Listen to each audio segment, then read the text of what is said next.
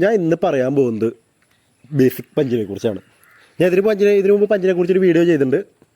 ഇത് രണ്ടാമത്തെ ഒരു വീഡിയോ. ശരിക്കും പഞ്ച് ചെയ്യുമ്പോൾ നമ്മളിവിടുത്തെ ബലം പിടിച്ചിടിക്കേണ്ട കാര്യമുണ്ടോ? എല്ലാവരും പറഞ്ഞിട്ട് ഇങ്ങനെ ബലം പിടിച്ച് ബാക്കിലേക്ക് കയ്യൊക്കെ കൊണ്ടുപോയിട്ട് ഇടിക്കണമെന്ന്.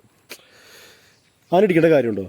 സത്യം പറഞ്ഞു കഴിഞ്ഞാൽ അങ്ങനെ ഒരിക്കലും ഇടിക്കേണ്ട കാര്യമില്ല. കാരണം നിങ്ങളൊരു കാര്യം ആലോചിച്ച് നോക്കി, ഇവിടെ നിന്ന് ബലം പിടിച്ചിട്ട് ബാക്കിലേക്ക് കൈ കൊണ്ടുപോയിട്ട് അവിടെ നിന്നും ബലം പിടിച്ചിട്ട് പിന്നെ ബലം ഒത്തിരി വന്നിടിക്കുമ്പോൾ ഒന്ന് നമ്മുടെ പഞ്ചിൻ്റെ സ്പീഡ് കുറയും. സ്പീഡ് കുറയലും മാത്രമല്ല, രണ്ടാമത്തെ കാര്യം നമ്മുടെ എനർജി വേസ്റ്റ് ആവും.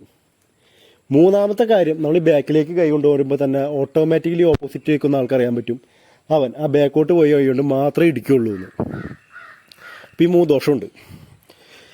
ശരിക്കും ഇടിക്കുമ്പോൾ നമ്മൾ ഫ്രണ്ടിൽ നിന്ന് ഇടിക്കണം. ഇടിക്കുമ്പോൾ വേറൊരു കാര്യം എന്താണെന്ന് വെച്ച് കഴിഞ്ഞാൽ, നമ്മൾ ഇവിടെ നിന്ന് പോകുമ്പോൾ ഫ്രീ ആയിട്ട് കൈ എപ്പോഴും ഫ്രീ ആയിട്ട് വേണം പോകാൻ.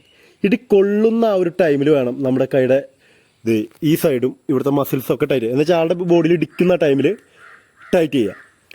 പിന്നെ ചിലരുണ്ട് ഇടിച്ച് കഴിഞ്ഞിട്ട് അവിടെ നിൽക്കണ പരിപാടി. അങ്ങനെ ഒരിക്കലും നിൽക്കരുത്. കാരണം എന്താണെന്ന് വെച്ച് കഴിഞ്ഞാൽ അവനാ ഇടി മിസ് ചെയ്തു. രണ്ടാമത് നമ്മുടെ കൈ ഇവിടെ നിൽക്കുക. ഇഷ്ടം പോലെ സ്ഥലമുണ്ട് ഇവിടെ കിക്ക് ചെയ്യാനും അടിക്കാനും, അല്ലെങ്കിൽ ആൾക്ക് നമ്മളെ പിടിച്ച് ടേക്ക് ഡൗൺ എന്നുവെച്ചാൽ എടുത്ത് അടിക്കുക, എടുത്ത് പൊക്കി എറിയുക, അതിനൊക്കെ ഇതുണ്ട്. അപ്പോൾ ശരിക്കും നമ്മൾ എന്താ വെച്ചാൽ ഇടി കൊള്ളുന്ന ആ ഒരു സമയത്ത് മാത്രം ടൈറ്റ് ചെയ്യുക.